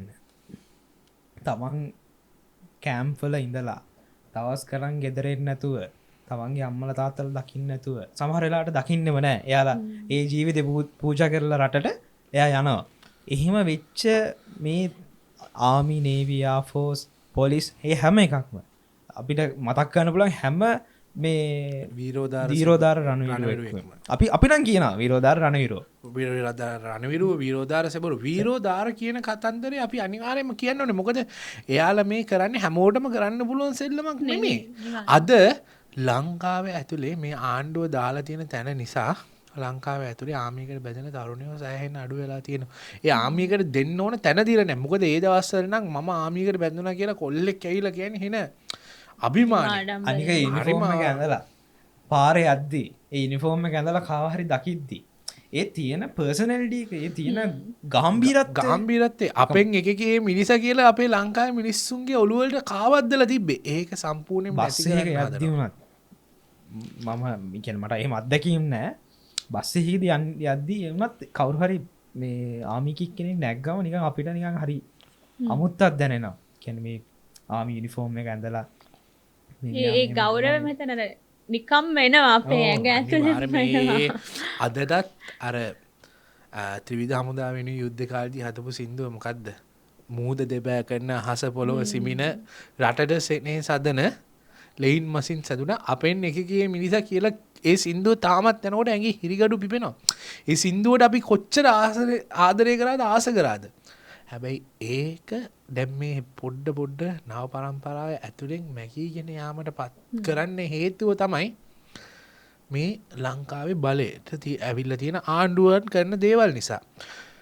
දෙමළ ඩයස්පෝරාවට අවශ්‍ය විදිහට ඊළාම් අන්තවාදයට අවශ්‍ය විදිහට මේ හැම අන්තවාදයකටම අවශ්‍ය විදිහට මේ දේවල් කළා වැඩක් නැහැ.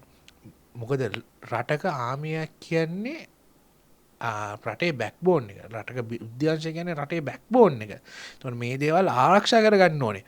කොවිඩ් ව්‍යසනයක් ඇති වුනහම, පාස්කු ප්‍රහාරයක් ආවම, ත්‍රස්තවාදයක් ආවම විතරක් ආමික මතක් කරලා වැඩක් නැහැ. ඒ ආමියකට දෙන්න ඕන තැන දෙන්න ඕනේ. මොකද ඒ ආමියක තමයි අපි ඇත්තම කතන්දරේ ගත්තොත් දිත්ව සුළුකි වුණාට ආවමත් කිසිම කෙනෙක් නෙමෙයිනේ ඔය කතා කරන පාර්ලිමේන්තුවේ 225 ගිහිල්ලා නෙමෙයිනේ ලංකාවේ මිනිස්සු ටික බේරගත්තේ. ඒ මිනිසුන් ඊට වඩා දෙයක් සෑහෙන දෙයක් කර අපි දකින්නට වඩා සෑහෙන දේවල් ටිකක් අපේ ත්‍රිවිධ හමුදාවේ ඉන්න මහත්තුරු ටික කරා. එතකොට ඒ ගෞරවය ලබා දෙන්න ඕනත් එක්කම හැබැයි ආමික කරපු ලොකුම දේ ත්‍රිවිධ හමුදාව කරපු ලොකුම දේ දිත්ත ගුණාටුවෙන් බේරගත්තු එක නෙමෙයි. ඊට වඩා යාළගේ ජීවිත පරිත්‍යාග කරලා සෑහෙන ලොකු දෙයක් කරා. එතකොට ඔන්න ඕක මෙහෙම කිව්වනම් හරි.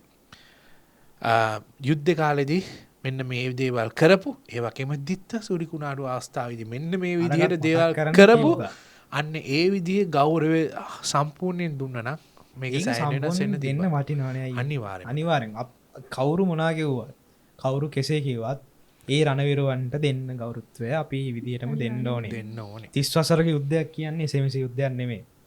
මිනිස්සු කීයක් නැති වුණාද? මිනිස්සු කීයක් ඒ පැත්තටත් සහ අපේ පැත්තටත් කොච්චරක් නැති වුණාද? ඒ හැමෝමත් එක්ක බලද්දී රණවිරුවන් අපි අදටත් යාපනය යනවා කිසිම බයක් සැකක් නැතුව ගිහිල්ලා ඕන තරම් ඇවිදලා කරලා එනවා. ඒ ඇයි එහෙම උනේ? ඒ මිනිස්සු ඒගොල්ලන්ගේ ජීවිත පරිත්‍යාග කරලා ඒ වෙනුවෙන් කැප වෙලා කියන්නේ මේකට හැමෝම මතක් කරන්න. කියන්නේ දේශපාලන ભેදයක් නැතුව හැමෝම මේ වෙනුවෙන් කැපෙච්චි හැමෝම මතක් කරන ගමන් අපි මේ රණවිරුවට වෙච්චි අසාධාරණය මේ ඒ නිදහස් වල වෙච්ච අසාධාරණය තමයි අපි මෙතන කතා කරන්නේ. නැත්නම් මේක ඊට පස්සේ කියයි මේක අන්න වෙන්න දේශපාලනයක් ගාව ගත්තා. මෙන්න ජෙන්සි දේශපාලනය වෙනවා කියලා. එහෙම නෙමෙයි අපි මේ කතා කරන්නේ. අපි මේ කතා කරන්නේ අපේ තියෙන අදහස රණවිරුවට ඇයි මේ අපි විදියට ආමන්ත්‍රණය කරන්නේ නැතුව සෙබලා කියලා කතා කරන්නේ මොකටද? අපි මේ ආණ්ඩුවේ කිසිම මඩක් ගහනා නෙමෙයි. මෙහෙමයි. අපි ජෙන්සි එක විදිහට තරුණ පරම්පරාව විදිහට වැරද්දක් තියෙනවා නම් ඒ වැරද්දට වැරදි කියනවා. හරි දෙයක් තියෙනවා නම් ඒ හරියට හරි කියනවා. ඔව්. කරප්ෂන් එක නැති වෙන්න මේ ආණ්ඩුව ලොකු බලපෑමක් ඉටු කරා. ඒකට අපි අත් දෙක උස්සලා පිළිගන්නවා. ඒ වගේම වැරදිත් තියෙනවා. ඒ වැරදිත් මෙව ගන්න ඕනේ. ඒ වගේම දැන් ටිකකට කලින් ලංකාව ඇතුලේ ආందోලනාත්මක නඩු තීන්දුවක් ලබා දුන්නා. ඒ තමයි හිටපු පාර්ලිමේන්තු මන්ත්‍රී අමරකීර්ති අතිකෝරල සහ ඔහුගේ ආරක්ෂක නිලධාරියාට පහර දීමේ ඝාතනය කිරීමට අදාළ නඩුවේ චූදිතයන් 12 දිනාටම මරණ දඬුවම නියම වෙනවා. හිටපු පාර්ලිමේන්තු මන්ත්‍රී අමරකීර්ති අතිකෝරල සහ ඔහුගේ ආරක්ෂක නිලධාරියා පහර දී ඝාතනය කිරීම සිද්ධිය සම්බන්ධයෙන් සැකකරුවන් 12 දෙනෙකු ගම්පහ ස්ථිර ත්‍රිපුද්ගල මහාධිකරණයේ විසින් මරණ දඬුවම නියම කර තියෙනවා. ඒ අනුව අදාළ නඩුවේ තීන්දුව ප්‍රකාශයට පත් කරමින් ගම්පහ ස්ථිර ත්‍රිපුද්ගල මහාධිකරණයේ බෙදුණු තීන්දුවක් ලෙස මෙම නියෝගය ප්‍රකාශයට පත් කරලා තියෙනවා. එසේම තවත් සැකකරුවන් සිව් දෙනෙකුට නීති විරෝධී රැස්වීමක සමාජිකයන් වීමේ චෝදනාව යටතේ මාස 6ක සිර දඬුවමක් නියම කරමින් එය වසර 5කට අත්විඳීමද නියෝග කරලා තියෙනවා. ඊට අමතරව සැකකරුවන් 23 දෙනෙකු සියලු චෝදනාවලින් නිදොස් කොට නිදහස් කිරීමද නියෝග කර ඇති බවයි වැඩිදුරටත් සඳහන් වෙන්නේ. මේක වුණේ පසුගිය අරගල සමයේ 2022 මැයි මාස 9 වෙනි දින නිට්ටඹු ප්‍රදේශයේ පොළොන්නරුව දිස්ත්‍රික් පාර්ලිමේන්තු මන්ත්‍රී අමරකීර්ති අතිකෝරල සහ ඔහුගේ ආරක්ෂක නිලධාරියා ලෙස කටයුතු කළ අයට පහර දී ඝාතනය කළ බවට චෝදනා කරමින් 40 දෙනෙකුට එරෙහිව නීතිපතිරයා විසින් නඩු පවරලා තිබ්බා. එතකොට මේ 42කින් යම් 23ක් සියලු චෝදනාවලින් නිදොස් කොට නිදහස් කරලා 12 දිනකට මරණ දඬුවම ලබා දීලා තියෙනවා. ටිකක් ආందోලනාත්මකයි ලංකාවේ මේ නඩු තීන්දුව. ඉතින් ඔයාලට මේ පිළිබඳ වැඩි විස්තර ඔයාලට YouTube එකකින් ඒ වගේම Facebook එකෙන් මේ වෙනකොටත් යනවා. ඉතින් මේ ඔයාලට සෑහෙන දෙයක් මේකෙන් ඔයාලට දැනගන්න පුළුවන්. මේක ඇත්තටම breaking news එකක්. ඔයාලට සෑහෙන දෙයක් මෙම කරගන්න පුළුවන් මේකෙන්. ඒකට විශ්වවිද්‍යාලීය සිසුන් දෙන්නෙකුත් ඇතුළත් තියෙනවා මේ මරණ දඬුවමට. ඉතින් මං කියන්නේ අරගල කරාට ගමක් නෑ ඕගොල්ලෝ. අරගලයකින් තමයි ආණ්ඩුවක් සහ රටේ දේශපාලනය වෙනස් වෙන්නේ. හැබැයි වයලන්ස් කියන එක මිනිමරනවා කියන එක අපිට සාධාරණීකරණය කරන්න බෑ. ඉතින් ත්‍රිපුද්ගල මහාධිකරණයෙන් ලබා දෙන නඩු තීන්දුව අපිට කිසිම පැකිලීමකින් තොර පිළිගන්න පුළුවන් මොකද ඒක පුද්ගල මහාධිකරණය මහාධිකරණයේ දේවල් වලට අපිට කිසිම සාධාරණීකරණයක් කරන්න බෑ. ඒගොල්ලෝ අදහස් සහ කරුණු විමසා බලලා තමයි නඩු තීන්දුව ලබා දෙන්න ඇත්තේ. උත්තරීතර සභාවකින් දෙන්න දෙයක් අනිවාර්යයෙන්ම. ඒ පිළිබඳ කතා කරන්නවත් ඒ කියන්නේ ඒ පිළිබඳ ඒගොල්ලෝ හොඳට හොයලා බලලා දෙන්න. ඉතින් නඩු තීන්දුව විසීම ලැබුණා. එහෙනම් ඊළඟට ඔව් ඊළඟට ආන්දෝලනාත්මක ප්‍රකාශක සෑහෙන්න ප්‍රමාණයක් මේ ආණ්ඩුවෙන් ලබා දෙනවා. මතකද අපි ගිය සැරේ පොඩ්කාස්ට් එකෙත් කතා කරා මේ පෙළපොත් සම්බන්ධව අච්චුපොතේ ඉංග්‍රීසි අච්චුපොතේ වැඩක් සම්බන්ධ. ඒක අකුලගෙන කියලා ආරංචියක් ඇවිල්ලා තියෙනවා. එතකොට ඒ පනතක් ගෙනාව පනත අකුලව ගන්නවා. මේක හරියට අර ෂේක් එකේ බූරුවා කියන්නේ එනවා එනවා එනකොට එනවා වගේ සිද්ධියක් තමයි මේකෙත් තියෙන්නේ. මේකෙත් පනත් ගේනවා අකුලෝ ගන්නවා. පනත් ගේනවා අකුලෝ ගන්නවා. ලංකාවේ මේ අපේ මාලිම ආණ්ඩුවට සෑහෙන්න උවමනාවක් තියෙනවා සමලිංගික පනතක් ගේන්නයි අධ්‍යාපන ප්‍රතිසංස්කරණ ගේන්නයි. හැබැයි මෙහෙම අධ්‍යාපන ප්‍රතිසංස්කරණ හොඳයි. හොඳයි. ඒ ගේන විදිහයි අවුල තියෙනවා. අනිවාර්යයෙන්. අපි පිළිගන්නවා අධ්‍යාපන ප්‍රතිසංස්කරණයක් ඕනෙමයි. ඒ කියන්නේ අපි දැන් යුනිවර්සිටිස් වල ඉගෙන ගනිද්දි අපි ස්කෝලේ ඉගෙන ගත්ත විදිහයි යුනිවර්සිටි එකට ආවම අහසට පොළොව වගේ. අපි තනියෙන් හොයාගෙන තනියෙන් එක්සෑම් ලියලා තනියෙන් පාස් වෙන්න ඕනේ. කවුරුත් අපිට කියන්නේ ලෙක්චරර්ස්ලා ඉන්න අය ආලවිල් උගන්වනවා මෙන්න මේ ටික මෙහෙම යනවා. ඒත් බලද්දී අපිට අපි own research කියන එකට කියන්නේ තමන් ඩීප්ලි සර්ච් කරලා තමන් ඩීප්ලි කොහොමද ඒ කන්ටෙන්ට් එක තමන්ට ග්‍රහණය කරගන්න තැන ඉඳලා ඒක යුනිවර්සිටි ආවම ඉගෙන ගන්න වෙනවා. ඒක අපිට A level වල ඔය දැන් අපිට A levels වල තියෙන විදිහට තව චුට්ටක් ඒ සිස්ටම් එක පොඩ්ඩක් වෙනස් කරන්න. කියන්නේ තමන් තනියෙන් අර හොයාගෙන ඉගෙන ගන්නවා කියන එකට මම ඒකට හරි කැමතියි. මොකද ඒක එහෙම හුරු වුණොත් එයාට යුනිවර්සිටි ඇවිල්ලා හරි ලේසි වැඩ ටික කරගෙන අන්න ඒ වගේ ප්‍රතිසංස්කරණ ගන්නවා නම් අපි ඕකේ මේ අනවශ්‍ය දෙයන්නේ මේක ගෙනාවේ අපේ හාමුදුරු නමම තමයි. හොඳම දේ තමයි හාමුදුරු නම කොහොමද මේ සයිට් එක ගැන දන්නේ. ඕකට කියන්න තියෙන්නේ හරියටම අචින්ත තම්පි බවති චිත්ති තම්පි විනාශති. වෙන දේ හිතා ගන්නත් බෑ හිතන දේ වෙන්නෙත් නැහැ. මේ දවස්වල ඒ වගේ වෙන දේවල් හිතා ගන්න බැරි විදියට වෙලා තියෙනවා. තුන් පාරක් රිජෙක්ට් වෙච්ච වීසාක් තියෙනවා USA වලින්. ඒ වගේ කාරණා සෑහෙන ප්‍රමාණයක් තියෙනවා. ඒ අතරේ අපි අවසාන වතාවට පොඩි දේවල් කීපයක් කියමු. ලංකාවේ හරි ලස්සන කන්ටෙන්ට් ක්‍රියේටර් කෙනෙක් ඉන්නවා. අලකිරි බෝලේ. හරිත. අපේ සහෝදරයට සෑහෙන්න මද ප්‍රචාර හම්බුණා. අසාධාරණයක් කරලා තිබ්බා. අනේ දෙයියනේ ඒ මනුස්සයාගේ වීඩියෝස් බැලුවම අපේ හිත නිවෙනවා නැද්ද? බලලා තියෙනව නේද? හරිම අවංකයි. අවංකයි. ඒ ගැන කියන එක අර ඔහේ කියලා දානවා. ඔක්කොම කියනවා. කිසිම මේ කාටවත් එම හිත්‍රි දෙයිද? එහෙම නෑ. තමන්ගේ අවංක වැඩේ අවුල් නම් අවුල් තමයි. අපි කමු අන්බොක්සින් පාරත් දාමු අපි. ඉතින් මේ හරි ලස්සනට මේ දේවල් ඒ හැන්ඩල් කරගෙන ගියා. ඒ වගේම අන්තිමට එයා වීඩියෝ එකේ තියෙනවා එයා වීඩියෝස් පටන් ගන්නවා කියලා හරිම සතුටුයි. ඒ කියන්නේ ඒ තවගේ වැරද්ද ඒ කියන්නේ තමන්ට වැරද්දක් නෑ. ඒ වෙලාවේ එයා ඒ රියැක්ට් කරපු විදිය වැරදි. එයා වැරදි කියලා තමන් අනිත් එක හරි ලස්සන කතන්දරයක් කියන ලංකාවේ මුළු මහත් සමාජයනම ගන්න පුළුවන්. මෙහෙමයි ඔයාලා මම සිරිමත් කෙනෙක් කියලා හිතාගෙන මේ වීඩියෝ එක බැලුවොත් මම මගේ මොකක් හරි යටි කූඩ්ඩු වැඩක් වුණොත් තක්කඩි වැඩක් වුණොත් ඔයාලා හිතන්නේ මේ සිරිමත් තක්කඩි මම සිරිමත් කෙනෙක් නෙමෙයි. මම එදත් තක්කඩි වැඩ කරා හෙටත් තක්කඩි වැඩ කරන්න පුළුවන්. ඒක නිසා ඔයාලා මගේ කන්ටෙන්ට් එක විතර බලන්න. ලංකාවේ සෝෂල් මීඩියා ඇතුලේ වෙලා තියෙන ලොකුම වැරද්ද ඕක තමයි. ලංකාවේ මිනිස්සු හොඳ මිනිස්සෙක් ගන්න හොඳම විදියට නරක මිනිස්සෙක් ගන්න නරකම විදියට. ඒ හොඳ මනුස්සයා කියලා හොයන්න දැන් එයා කන්ටෙන්ට් එකක් දැම්මට පස්සේ අපි දැනගන්න ඕනේ එයාගේ පර්සනල් ලයිෆ් එකයි එයාගේ එකයි දෙකක් කියලා. කන්ටෙන්ට් ලයිෆ් එකයි දෙකක්. මේවා කන්ටෙන්ට් ක්‍රියේට් කරන මේක සයිබර් අවකාශයේ වෙන සිද්ධාමයක්.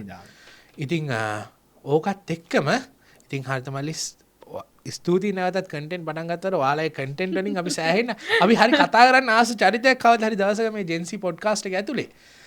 ඒ එක්කම අපේ අන්තිම සෙග්මන්ට් එක විදියට අපි ඉවර කරන්න ලංකාවේ යූත් එකට අපි හැමදාම මොනවාද තියෙන ඔපචුනිටිස් කියලා කියනවා. මම හිතන්නේ යශික අක්කට සෑහෙන්න ඔපචුනිටිස් ඇති කියන්න මොනවාද ලංකා යූත් එකට තියෙන ඔපචුනිටිස් මොකද අපි කතා කරා යූත් එකට සෑහෙන දේවල් ටිකක් ගන්න තියෙනවා කියලා මං හිතනවා මොකද ඔයාලගේ මයින්ඩ් සෙට් එක හැදෙන්න ඕන විදිහ අපි සෑහෙන තව ඉස්සරහට කතා කරනවා මොකද ඔයාලා හැමදාම පොඩ්කාස්ට් එකත් එක්ක රැඳී ඉන්න ඕන නිසා මොකද ඔයාලගේ පොඩ්කාස්ට් එකේ මේ පොඩ්කාස්ට් එක ඇතුලේ ඔයාලට තියෙන ඔපචුනිටිස් ඒ වගේම ඔයාලගේ මයින්ඩ් සෙට් එක හදාගන්නේ කොහොමද තව ඉස්සරහට බිස්නස් එකක් දියුණු කරන්නේ කොහොමද මේ වගේ සෑහෙන දෙයක් ඔයාලට අපි ගේනවා ඉතින් යශිකා මේ දවස්වල මම දැකපු ලොකුම ඔපචුනිටි දෙකක් තියෙනවා එකක් තමයි ෆුල් බ්‍රයිට් ස්කෝලර්ෂිප් එක ඇප්ලිකේෂන් කෝල් කරලා තියෙනවා ඉතින් ඔයගොල්ලෝ හයර් ස්ටඩීස් කරන්න බලාපොරොත්තු වෙමින් ඉන්නවා නම් අනිවාර්යෙන්ම ඇප්ලයි කරන්න හුඟක් හොඳ ඔපචුනිටි එකක් ඒ වගේම තව ඒ වගේ තියෙන ස්කෝලර්ෂිප් එකක් තමයි ඔස්ට්‍රේලියන් අවෝඩ්ස් ඉතින් ඒකේත් ඇප්ලිකේෂන් කෝල් කරලා තිබ්බා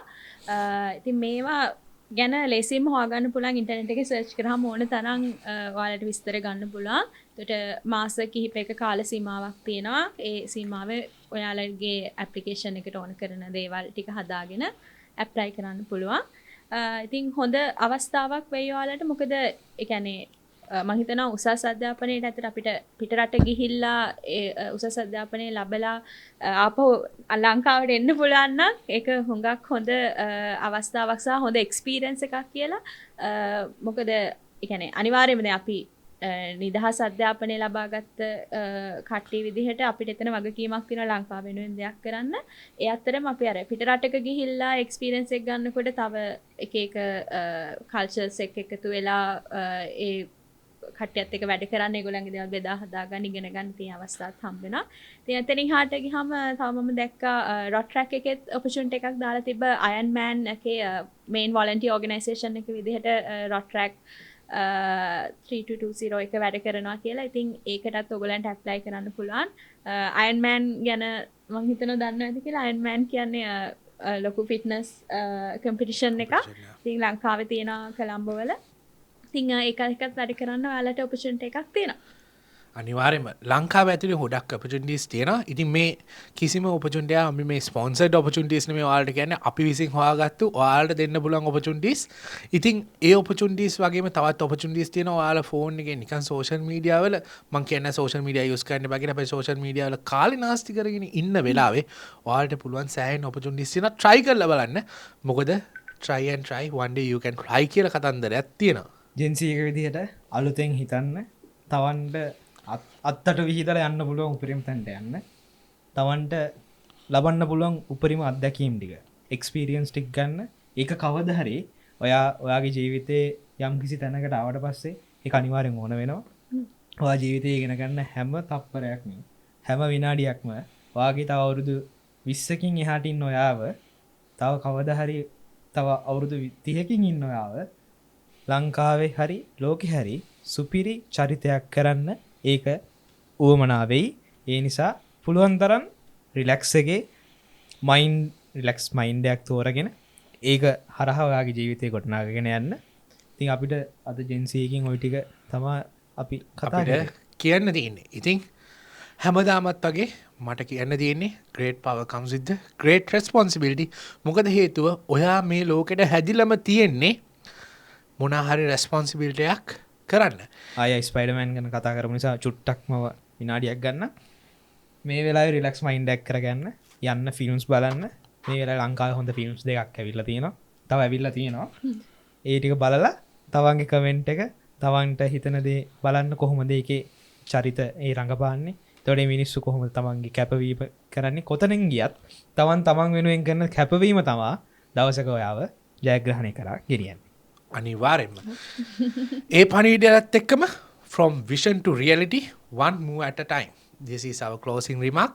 එහෙනම් ජෙන්සි පොඩ්කාස්ට් එක අදට මෙතනින් නවත්තනවා. thank you හේමික. ඒ වගේම thank you යශිකා. අද පොඩ්කාස්ට් එකත් එක්ක සම්බන්ධ වුණාට. thank you තවද. එහෙනම් ලබන සතියේ අපි මේ වගේම පොඩ්කාස්ට් එකකට අලුත් මුහුණුවරක් වේවා නැත්තම් ඉන්න මුහුණුවරත් එක්ක අපි නැවතත් හම්බෙමු. සියලු දෙනාටම ආයුබෝවන්.